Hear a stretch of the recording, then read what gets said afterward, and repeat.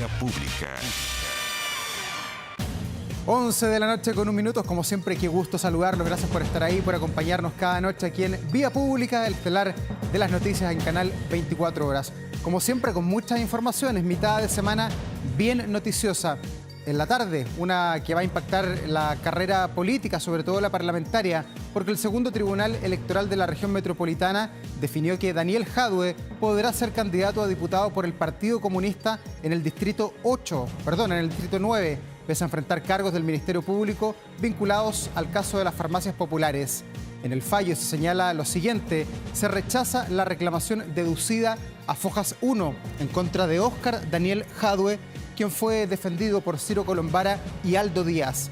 Cabe recordar que durante la jornada del pasado jueves 28 de agosto, la justicia confirmó la acusación por parte del Ministerio Público al exalcalde de Recoleta por los delitos de fraude al fisco, reiterado, cohecho, estafa y también un delito concursal, y se piden penas que podrían llegar a los 18 años. Falta el veredicto de la justicia, todo el juicio, un camino muy largo, pero había que zanjar esto. En resumen, Daniel Jadue va a estar en la papeleta en las elecciones del próximo 16 de noviembre. Ha sido una jornada de mucha discusión política, sobre todo en el Parlamento. Desde ayer, con esta discusión, sobre todo en la Cámara de Diputados, si hay que colocarle o no multa a los chilenos que no concurran a votar. El proyecto se fue al Senado sin ningún tipo de multa. Hay un problema ahí entre el Ejecutivo. Amenazan a algunos parlamentarios con atrincherarse con el oficialismo. En fin, hay mucho que conversar. Vamos de inmediato a abordar este tema y para eso tomamos contacto con Eric Aedo, diputado de la Democracia Cristiana, vicepresidente además de la Cámara. ¿Cómo está, diputado? Qué gusto saludarlo. Muy buenas noches. Hola, ¿cómo estás, Davor? Muy buenas noches. Aquí aterrizando recién en Concepción. Aquí acabo de llegar, así que en la región desde Concepción estamos conversando. En el Biobío. Bueno, ¿y reflexionó en el avión o no? ¿Por qué se enredó todo ahí en la Cámara de Diputados? Yo sé que usted votó a favor de poner la multa, pero está todo enredado allí, pues. Bueno, el diablo metió la cola, dicen. Ya. Para decirlo de alguna forma, porque la verdad es que se supone que había un acuerdo, se supone que esto iba a tener un amplio apoyo en la Cámara, y la verdad es que lo que pasó ayer fue bastante sorpresivo, lo quiero decir con todas sus letras. Fue sorpresivo porque se suponía que esto estaba concordado en que en el Senado se iba a avanzar en el tema, ¿no es cierto?, de poner restricciones a la votación de extranjeros, y mientras en la Cámara se avanzaba con un proyecto paralelo que el voto obligatorio lo dejaba a firme y además, ¿no es cierto?, la multa a ese voto obligatorio si alguien no asistía a votar. Pero las cosas de manera muy repentina se enredaron, faltaron 2 votos finalmente para aprobar esa multa, se necesitaban 77 votos para alcanzar la mayoría, y yo creo que esto hay que corregirlo. O sea, yo creo que no hay conciencia, Davor, y permíteme decirlo porque esto lo creo firmemente, no hay conciencia de que lo que se está haciendo al tener un voto obligatorio pero sin multa es convertirlo en un voto voluntario, y eso es volver a la práctica del clientelismo político que creo que le ha hecho un daño enorme al proceso y al sistema democrático. Y yo creo que no hay conciencia. Quiero agregar esto también porque lo quiero poner en discusión. Al final, cuando tú tienes hoy día en este marco un voto voluntario, tú estás dejando también que en varios lugares del país, en donde hoy día el crimen organizado campea, va a dejar en manos del crimen organizado la entrega de canastas familiares, de premios para el bingo, de las 11 de Navidad y la cooptación por parte del crimen organizado de áreas del territorio y de votantes. Yo creo que no hay conciencia de eso. Y esto que yo estoy diciendo, que puede parecer para algunos alarmista o exagerado, perdón si esto ya lo vivió otros países de América Latina, como Colombia, con el crimen organizado. Ya. Entonces, yo espero que de verdad corrijamos esto porque me parece de una falta de sensatez política de verdad demasiado grande. Ya, ¿y a quién le faltó sensatez política? Porque hoy día escuchaba a algunos parlamentarios del Frente Amplio que eran bien duros con el presidente de la Cámara, con el diputado Castro, que es compañero de banco suyo ahí en La Testera. Además, decían que le faltó madurez, que no supo consensuar el debate. ¿Usted cree que él fue el gran responsable de que se cayera esto finalmente? O sea, al final del día, cada uno de nosotros tiene un voto, y ese voto es lo que marca, ¿no es cierto?, la construcción de una mayoría, en este caso de 77 votos. Por tanto, quienes votamos a favor de esto no faltamos a esa madurez. Obviamente que el proceso, si se refieren al proceso, creo que hay que hacerlo de mucho mejor manera, y estas conversaciones no pueden ser conversaciones encapsuladas. Y yo quiero transparentar acá que al final del día, al parecer sí había un acuerdo, pero ese acuerdo no alcanzó a llegar a la Cámara y en esa duda algunos se abstuvieron. Una mayoría importante también se abstuvo. Entonces, estas cosas hay que conversarlas de manera mucho más amplia, no entre cuatro paredes y meter más actores que tengan capacidad de conducción política también para llevar adelante este proceso. Yo creo que esto se va a resolver, es necesario resolverlo, tiene que haber un voto obligatorio, tiene que haber una sanción y obviamente en paralelo se va a discutir la cuestión de los extranjeros porque efectivamente ahí el gobierno tiene un punto, esto también hay que decirlo. Chile es el único país donde en general, o de los muy pocos países en el mundo, en que los extranjeros eligen no solo parlamentarios, sino que también al Presidente. presidente de la República. Ya, diputado, y ahora que usted está tan cerca del oficialismo, no es del oficialismo, pero lo vemos ahí activamente en la campaña, Janet Jara, ¿ha entendido mejor por qué tiene una reflexión distinta a la suya los militantes del PC, del Frente Amplio, que decidieron votar en contra de esto de colocar la multa? No, y yo hoy día hablé y lo he dicho con toda transparencia, nosotros creemos en la necesidad del voto obligatorio, lo he dicho no solo en lo personal, también lo hablé desde el comando, porque en esto hay que avanzar, o sea, Chile no puede retroceder al clientelismo político, Davor, si esto nosotros ya lo vivimos con alcaldes, ¿no es cierto?, que estaban ligados al narcotráfico, que al final tenían una potencia electoral al interior de los partidos, estoy hablando, ¿no es cierto?, de un alcalde de la región metropolitana que incluso estuvo El alcalde detenido por este Aguilera, tipo claro. de hechos, el alcalde Aguilera. Entonces, ¿cómo vamos a ser tan inconscientes en no darnos cuenta que finalmente este voto clientelar, que en lo que se transformó el voto voluntario, daña a la democracia?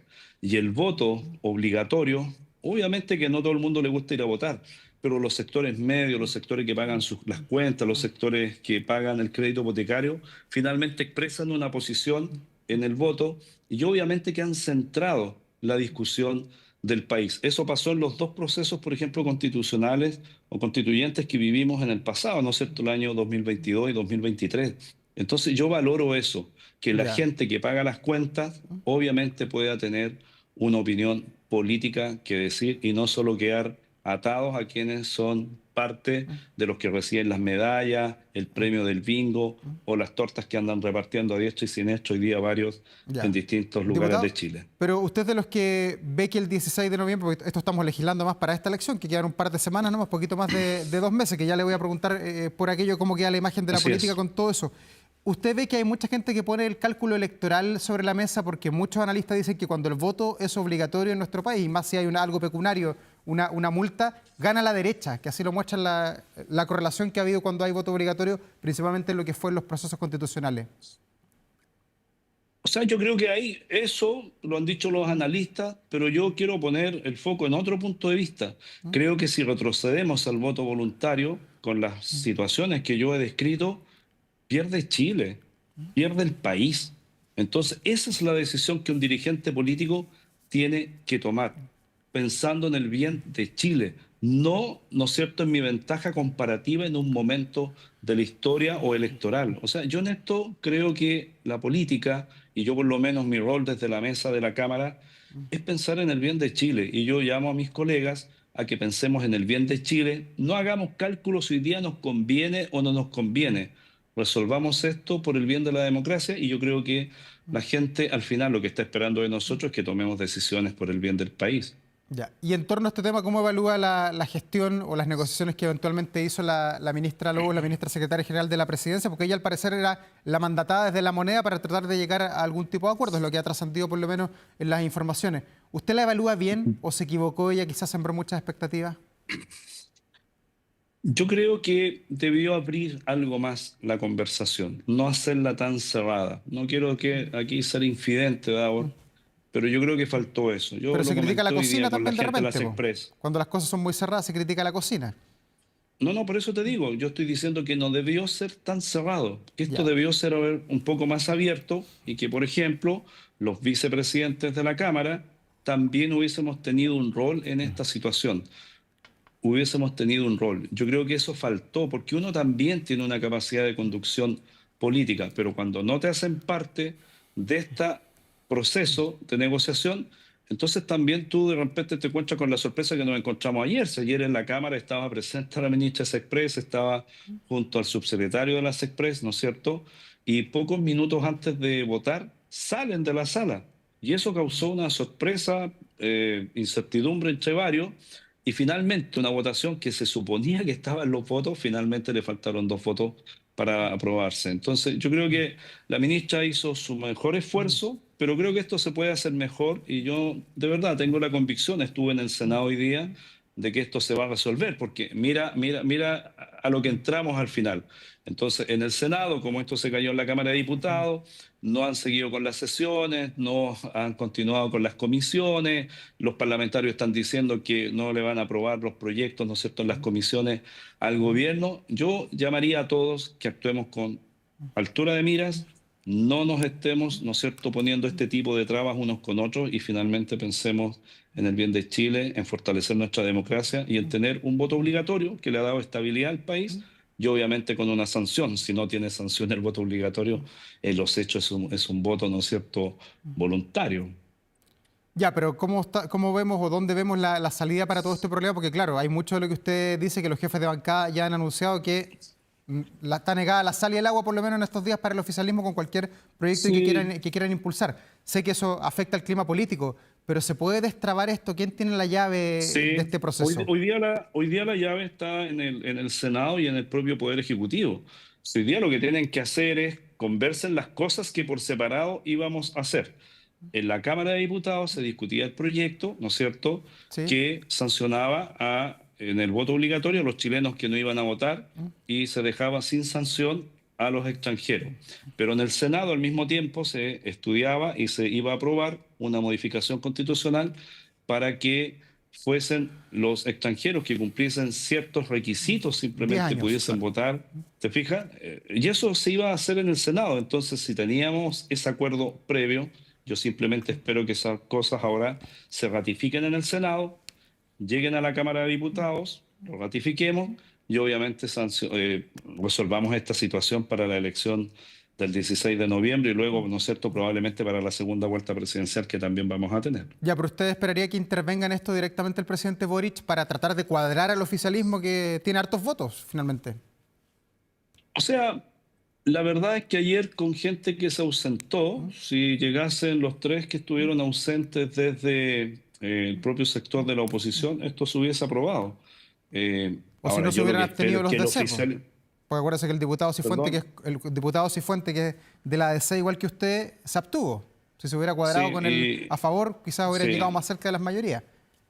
O sea, hubiese faltado un voto, pero Alberto Ya. Undurraga, Karen Usted, Medina y yo que estaba presente votamos a favor. Y la explicación que da el diputado Cifuentes es que le dijeron que había un acuerdo que nunca llegó. Por eso esperó y se abstuvo.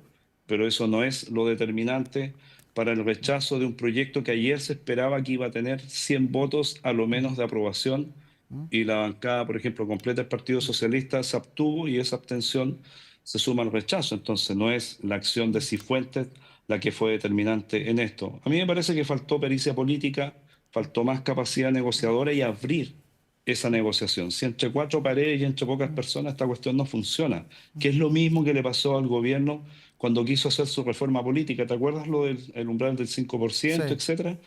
Claro, el gobierno la hace con un par de senadores y obviamente que no abre la discusión política al resto de los partidos, al resto de las fuerzas políticas y eso traba una situación o una solución. Yo no sé cómo no se aprende de los errores del pasado y se vuelven a repetir una vez más, por ejemplo, en esta situación. ¿Cuáles son los plazos de todo esto? Porque claro, ahora se va al Senado, se está pidiendo que se reponga esto de la multa, que iría entre 34.000 y 206.000 pesos, pero vienen las fiestas patrias y luego ya estamos enrielados en la elección. Muchos de ustedes, los parlamentarios, van a la reelección también y me imagino que tienen otras prioridades a partir de los días pos al 18. O sea, yo quiero decirte algo, Davor, con toda franqueza. A mí participar de un proceso, porque ya estoy inscrito como candidato, pero pienso adelante, en un proceso en que el voto vuelva a ser voluntario, es decir, que aquí ganen los que reparten más torta y medallas en las poblaciones, a mí no me interesa ese tipo de democracia. ¿Y eso quién lo Ahora, hace? ¿qué es lo que ¿Quién lo está queda? haciendo? O sea, yo veo cómo andan repartiendo torta y medalla aquí distintos candidatos, pues lo veo aquí en Concepción, pues. Y Candidatos premios que para ya el son, que bingo, son parlamentarios, que van a la reelección igual que usted. candidatos, algunos que son parlamentarios, otros que no son parlamentarios. Tenemos alcaldes haciendo asados, parrilladas, invitando a candidatos. Eso pasa aquí en Concepción por lo menos, y me imagino que en el resto de Chile también está pasando. En Lo Barnechea, fiestocas con 180 millones, a las que llegan los candidatos. O sea, si eso si es eso lo que queremos para Chile, yo por lo menos no quiero eso y me voy a jugar por entero. Ahora, yo creo que esto lo podemos sacar de aquí al 17 de septiembre. Queda la próxima semana que este proyecto se puede votar en el Senado y luego venir, ¿no es cierto?, con discusión inmediata, por ejemplo, a la Cámara de Diputados y por tanto podríamos tenerlo aprobado hacia el 17 de septiembre. Así que eso es posible hacerlo. Ya, o sea, va a haber brindis en la paramilitar, de eso usted, van a estar todos sonrientes, tomando chicha en cacho. Lo que, ¿Ah? los que estén en la parada militar en Santiago sonreirán allá, los que estamos en regiones, en la parada militar, que es el día anterior aquí, el 18, en regiones, obviamente. Oiga, diputado, bueno, otro tema vinculado siempre con lo mismo. Finalmente, Daniel Jadwe es candidato al Parlamento, a diputado por el Distrito 9. Usted es compañero de lista, sabemos todo lo que ha pasado en torno a ese tema. ¿Cómo ve esta ratificación finalmente del Tribunal Electoral que le da luz verde a esa candidatura? Bueno, yo he dado mi opinión pública, lo he dicho en los medios de comunicación, yo no era partidario de esa candidatura y dicho eso, al mismo tiempo he dicho también en otras oportunidades que dejemos que las instituciones funcionen y que tenemos que entonces acatar las decisiones institucionales. Aquí ha hablado el tribunal, se le ha dado luz verde a esa candidatura y bueno, vamos a ver qué es lo que va a suceder después, ¿no es cierto?, en los tribunales, donde se discuta el fondo de las acusaciones. Así que yo creo que esta es una situación que aún está por verse cuál va a ser su final, eso no es claro, pero obviamente ha sido ratificada esa candidatura. Yo tenía una opinión distinta, pero obviamente si digo que las instituciones tienen que funcionar y acatar, bueno, es lo que corresponde hoy día. Ya, pero este tema de Daniel Jadwe va a ser una piedra en el zapato para la candidata. Usted que lo hemos visto, la ha acompañado en este comienzo del recorrido por el país. O sea, ella tuvo una opinión, dijo en su minuto que ella hubiese preferido que se hubiese dedicado a su defensa jurídica, lo dijo con toda claridad frente a la opinión pública, pero obviamente si aquí hay una decisión distinta de la institución competente, lo que queda también es acatar eso, ¿te fijas? Más allá de la opinión que yo tenga. Y obviamente no es la elección presidencial de Chile si hay apoyo o no hay apoyo a Jadwe. La elección presidencial de Chile se juega en que los chilenos no quieren que los asesine el crimen organizado y quieren desarrollo económico. Y a eso está abocado la candidatura de Janet Jara, enfrentar el crimen organizado, la delincuencia y un desarrollo económico que yo le agrego algo, que asegure paz social en el país.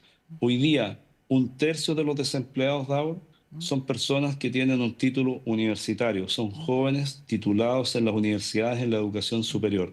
Esa promesa que Chile hizo en los 90 y inicio de los 2000, que si tú estudiabas, te formabas, como lo ha hecho mucha gente, ibas a tener una mejor vida que la de tus papás.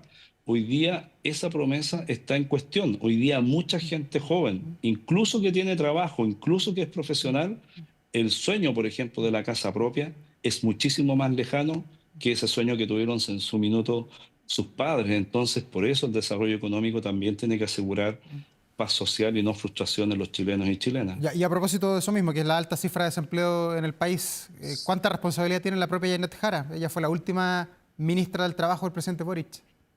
O sea, se habló en un minuto, ¿no es cierto?, de 141 empleos y bueno, la última cifra de línea habló de 72.000 empleos creados. ¿Te fijas? Entonces, Pero el desempleo uno está puede llegando tomar al la cifra. 10% en mujeres, pues no alcanza con esa cifra, no cuadran los números. No, por cierto, y por eso tenemos un desafío, y ese desafío es que Chile, para dar más empleo, tiene que tener más inversión, menos burocracia, y que obviamente una cosa que yo encuentro positiva, que se está diciendo poco, Davor, es que las distintas candidaturas presidenciales de las distintas visiones, hay más de la derecha, por cierto, pero distintas visiones, estamos conversando de la necesidad de enfrentar el crimen organizado, la delincuencia y propender al desarrollo económico. Y me parece que ese tipo de discurso de unidad, por lo menos hacia donde debiéramos caminar, hace mucho rato que no la teníamos y en eso creo que hay un avance. Obviamente nadie quiere que la gente esté desempleada pero hay que hacer un esfuerzo en mejorar la inversión, dar certezas para que haya inversión y también bajar la enorme burocracia que tenemos todavía en el país. A pesar del proyecto de permisología, sigue habiendo mucha burocracia y personas que están en el aparato público que tienen que tomar decisiones que no tienen las agallas y los pantalones para tomar las decisiones que corresponde tomar. Ya, y a propósito de los dichos del ministro de la Seguridad, el ministro Luis Cordero está durante esta jornada, donde él dice que desde el punto de vista de la seguridad, el país lo recibieron en condiciones muy críticas, pero lo entregaron normalizado. ¿Usted coincide con ese diagnóstico que ha sido muy criticado además por José Antonio Kast esta tarde?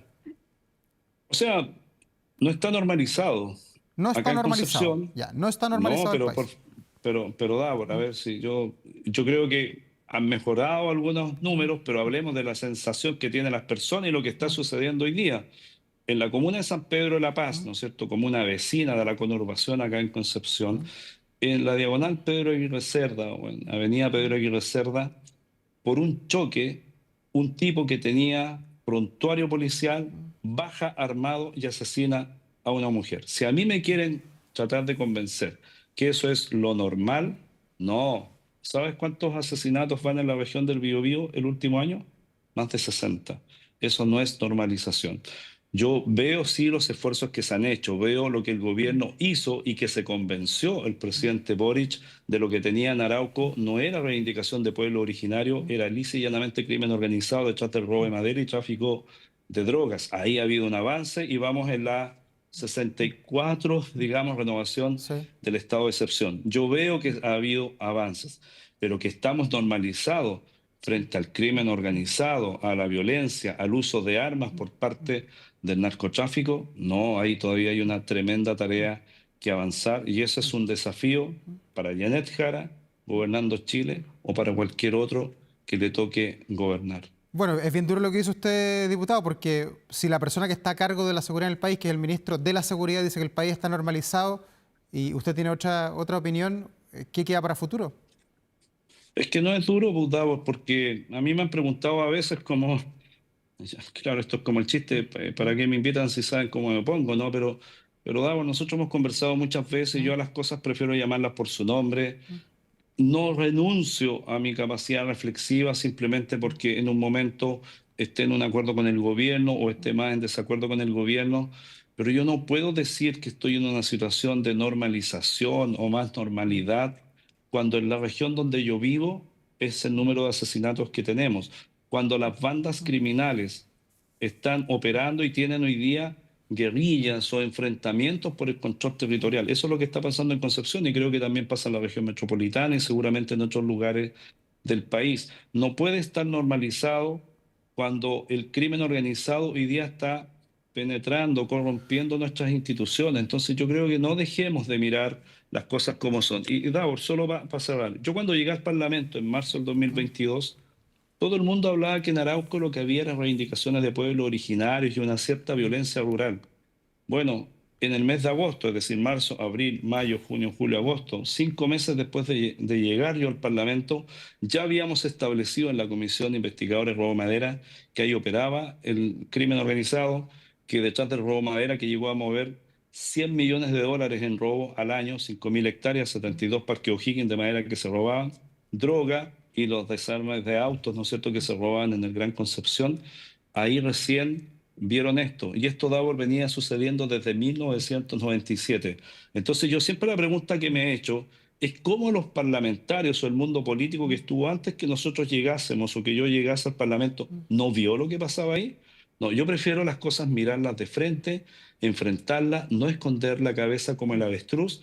Entonces, cuando a mí me quieren decir que estamos normalizados, no, no estamos normalizados. Hemos decidido enfrentar el crimen organizado, pero aún nos falta mucho para tener el control efectivamente en los territorios y que el Estado se imponga sobre el crimen organizado. Ya. ¿Y por qué el ministro entonces tendrá ese diagnóstico sobre la situación en materia de seguridad en el país?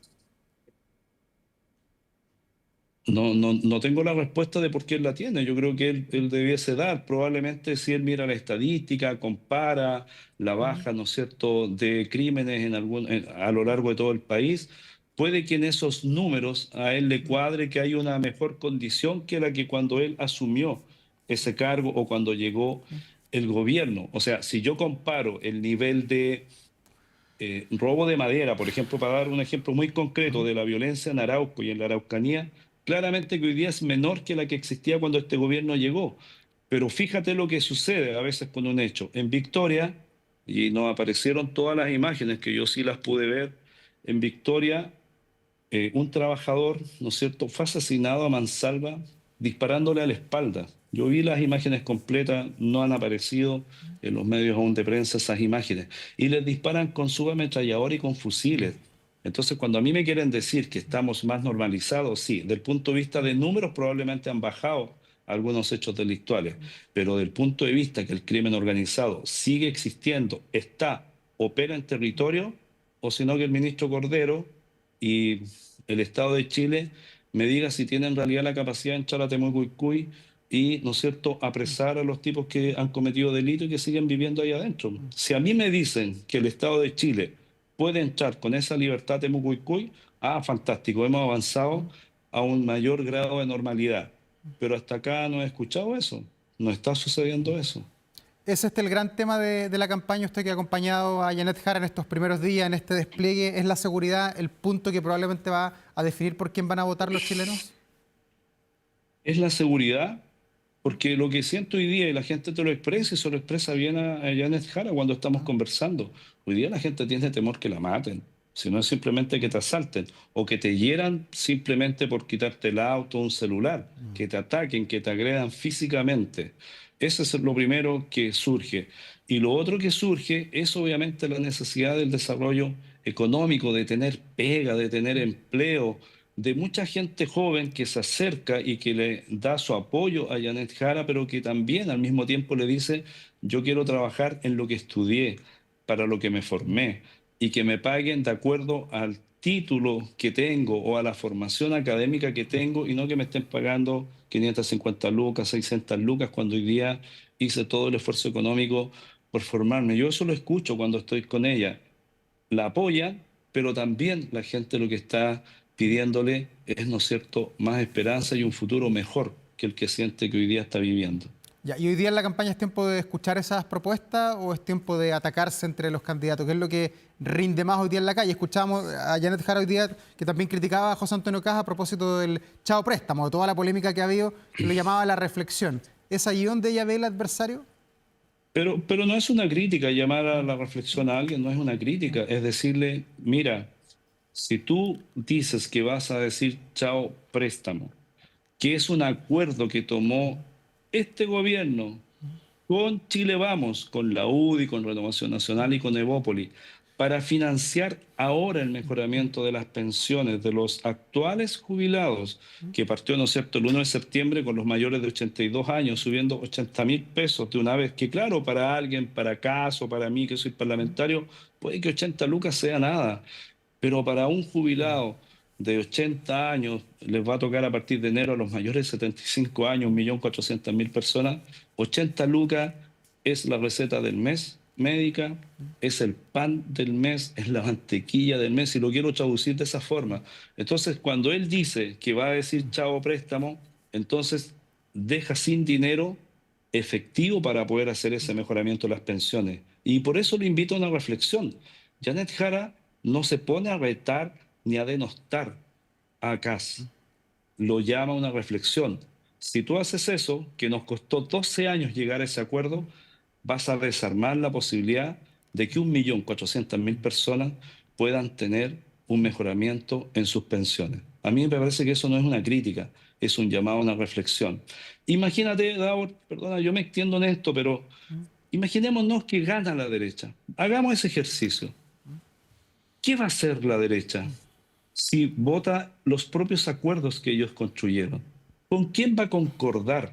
Yo le he dicho a muchos empresarios con los que me he juntado en este tiempo, a raíz, ¿no es cierto?, de la candidatura de Janet Jara, lo más probable, Davor, dada cómo se conformaron las listas parlamentarias, es que el próximo parlamento esté tan empatado como está ahora, por ejemplo, la Cámara de Diputados. ¿Quién va a hacer el ejercicio de construir puentes? Yo voy a hacer ese ejercicio de construir puente y no ponerme en las trincheras para que no haya acuerdo. Pero no basta que solo lo hagamos nosotros, también la derecha y también Kast tiene que reflexionar eso. Aquí ni un partido por sí solo va a ser capaz de gobernar. Y yo siento que esa reflexión Kast hoy día no la está haciendo. Eric Aedo, vicepresidente de la Cámara de Diputados, militante de la Democracia Cristiana, muchas gracias por esta entrevista. Que tenga un buen descanso. Muchísimas gracias. No, muchas gracias a ti, Davor, de verdad, y que estés muy bien. Un abrazo grande. Chao, Gracias, chao. buenas noches, que le vaya muy bien.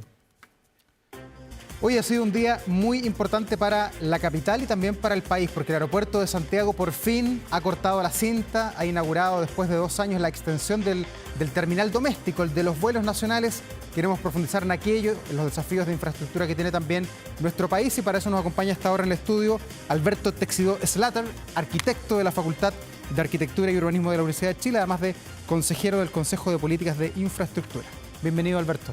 Gracias, Davor, por la invitación y para esta conversación sobre el presente y el futuro de nuestra ciudad y nuestra infraestructura. Bueno, ¿cómo quedó a contar de hoy el aeropuerto? Pasamos de 22 a 38 puertas de embarque, tenemos 104 counters, 12 cintas para el equipaje. Puras buenas noticias, por lo menos en el papel. ¿Es una buena noticia o ya quedó chico el aeropuerto nuevo antes de inaugurarse? Después de 32 años de concesiones y 30.000 millones de dólares de inversión que el Estado se ha ahorrado para priorizar otras necesidades sociales, lo que ha pasado en el aeropuerto hoy día demuestra que se ha aprendido a prevenir. No solo por las obras que se acaban de inaugurar, que duplican la capacidad del aeropuerto en su terminal nacional para 20 millones de pasajeros año, cifra que todavía está holgada respecto a lo que pasó el año anterior. La cifra 2024 es de 13 millones, por lo tanto estamos bien. No como nos pasó alguna vez que inauguramos los aeropuertos y colapsaron muy pronto, ¿no? Le pasó al presidente Frei Ruiz-Tagle. Así es.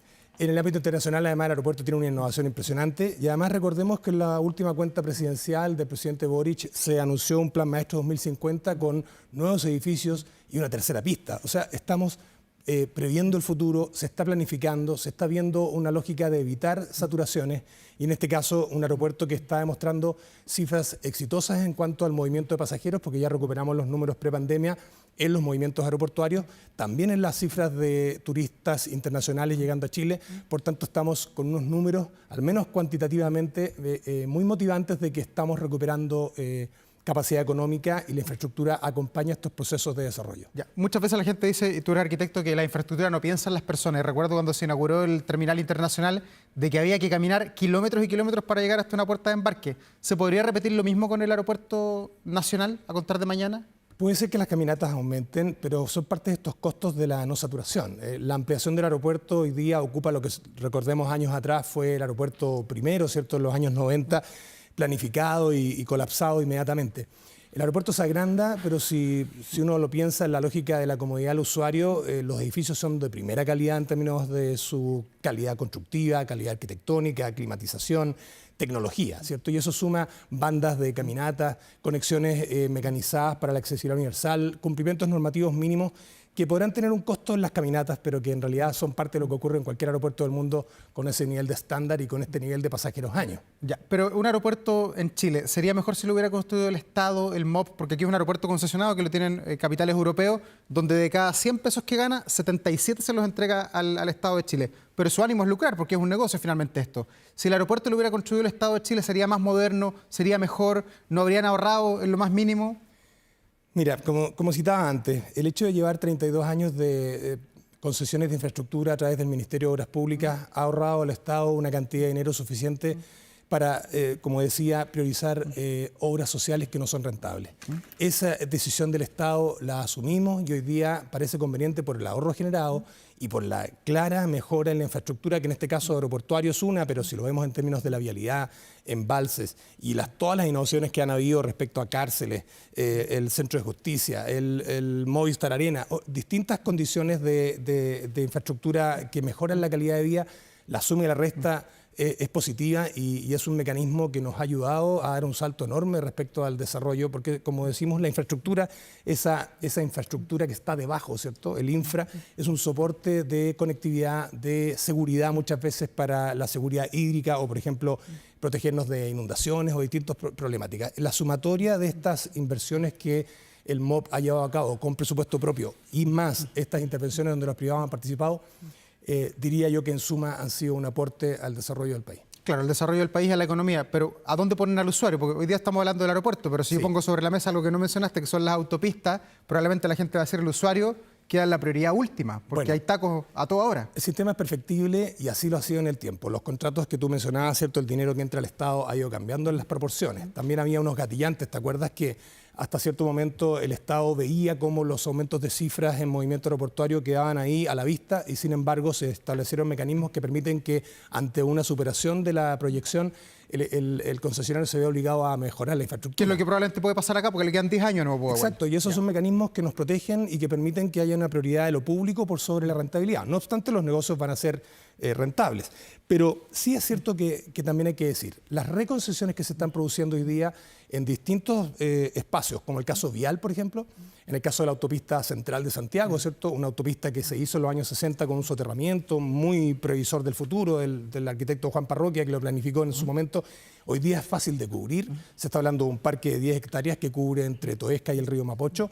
Estamos hablando entonces que la reconcesión es un mecanismo que permite mejorar esos estándares de lo que antes quizá preocupó menos, pero vemos oportunidades en los soterramientos, en la capacidad de generar espacios públicos sobre las autopistas, de que las concesiones están mirando al usuario de otra manera, sabiendo que muchos de los errores que en el pasado nos permitieron conectar de pronto de manera un poquito descuidada ciertos puntos, hoy día requieren de corrección.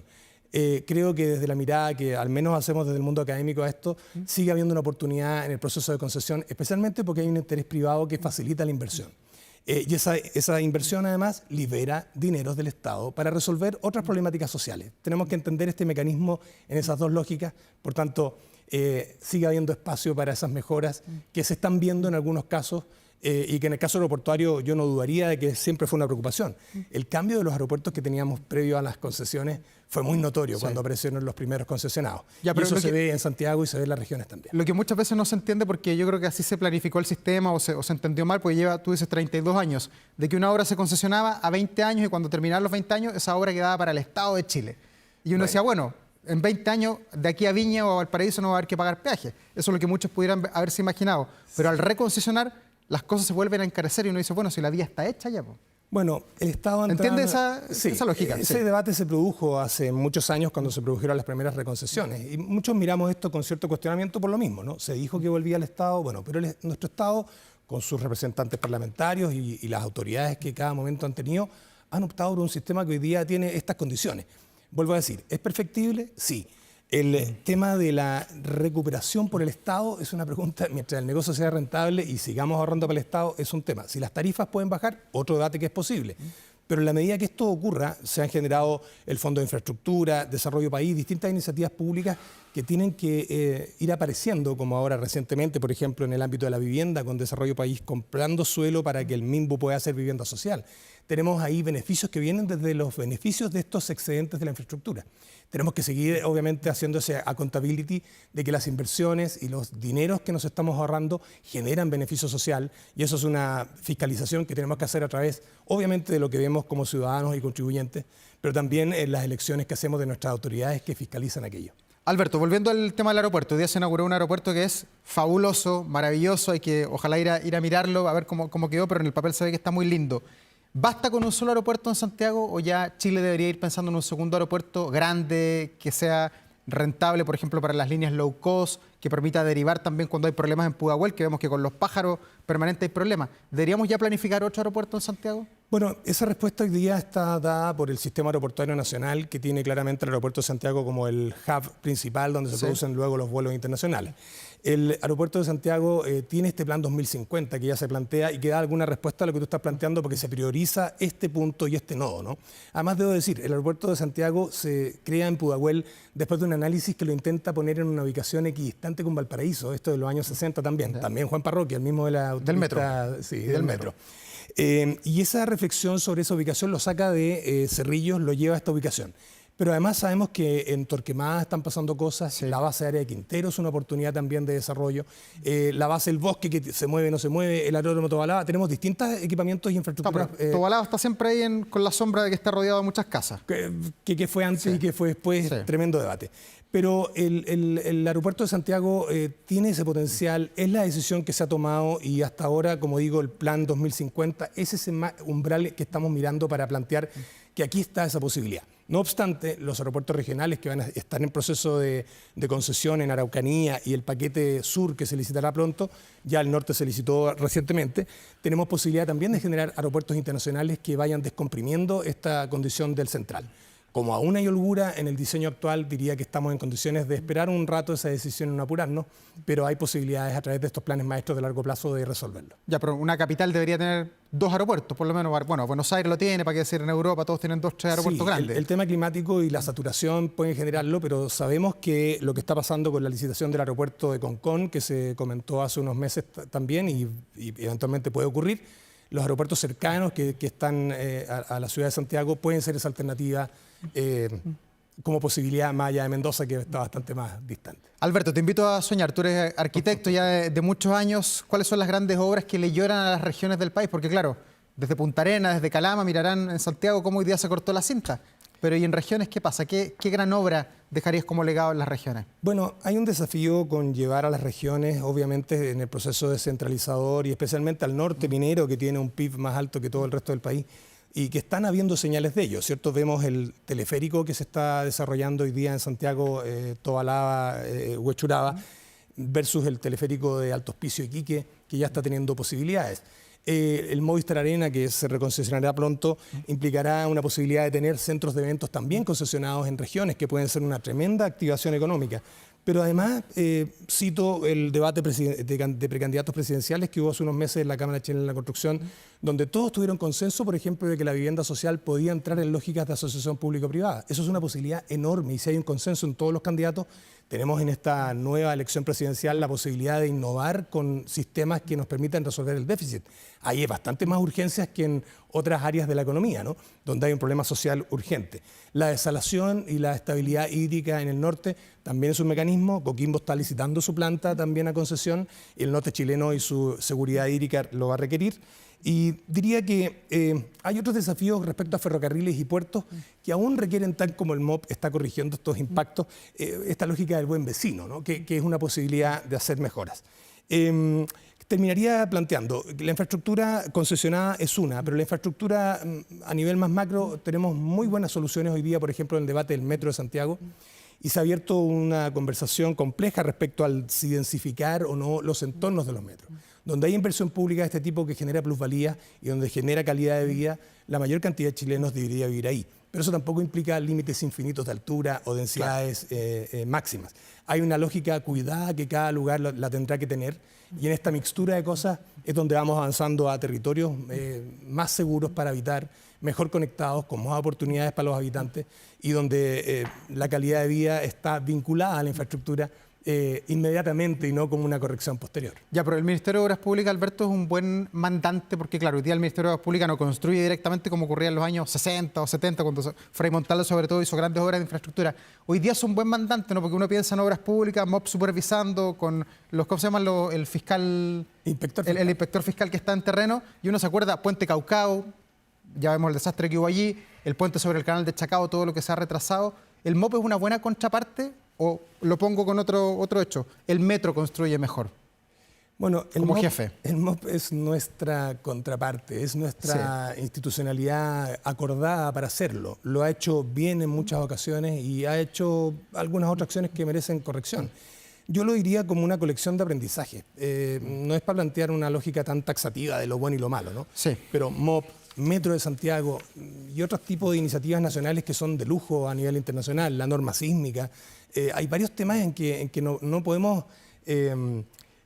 como autodestruirnos, ¿no? Hay una cosa en el MOP que implica un aprendizaje, que en la medida que todos aportemos a ello, lo digo especialmente en el ámbito de los que conocemos estos temas y más aún desde el mundo académico, donde somos un permanente consultor o respondedor de consultas ante el Estado, hay una posibilidad de que en esas experiencias traumáticas del pasado, como Puente Caucao, que no ocurran. No obstante, hoy día Puente Chacao está ocurriendo.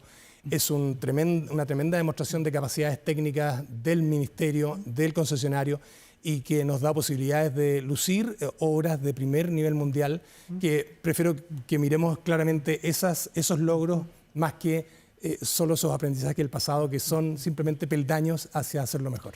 Alberto, y desde el Consejo de Políticas de Infraestructura hace mucho tiempo que vienen abogando por terminar con la burocracia, con aligerar los trámites y la famosa permisología.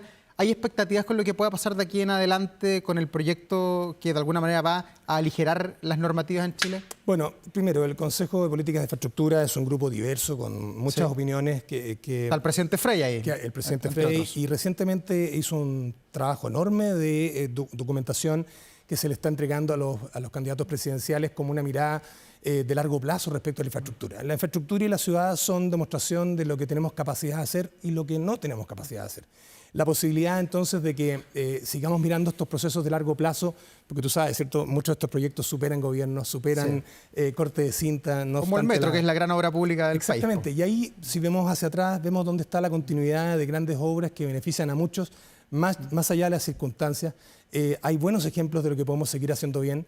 Perdona la mirada tan optimista, pero digo, al final esta lógica del Consejo es esa, es hacer ver que aquí hay una oportunidad de hacer país y de construir juntos mejores ciudades, mejores territorios, adaptarnos bien al cambio climático y un montón de desafíos que a través de la infraestructura lo vamos a lograr. Y ese acuerdo es necesario porque si no nos quedaremos mirando otro tipo de fallas que no tienen que ver con el hacer bien o mal, sino que el dejar de hacer, que claramente no es conveniente ante los desafíos que tenemos de adaptación. Ya, pero ¿hay también algún problema político de decisión de lo que hay que hacer, por qué hay que hacerlo, como por ejemplo resolvía el presidente Lagos? La decisión política es clave, pero aquí también hay componentes técnicos y de alguna manera la continuidad de Metro es el mejor ejemplo que tenemos de eso. Lo mismo pasa de alguna manera con la normativa sísmica. Nadie duda, ¿no? Independiente del color político de quién puede haber escrito o haber aprobado. Nadie echa para atrás algo, claro. Hay hacia el pasado muy buenas lecciones de lo que tenemos que seguir haciendo. Y en este caso, repito lo que planteo. La infraestructura es una oportunidad donde en diversas áreas, como la aeroportuaria ahora, pero la vialidad, la conectividad, el agua y estas temáticas de adaptación y seguridad, las piscinas aluvionales del norte que salvan vidas. O sea, estamos viendo una decisión donde el cortoplacismo no es necesario, la monodisciplina y la monofunción tampoco.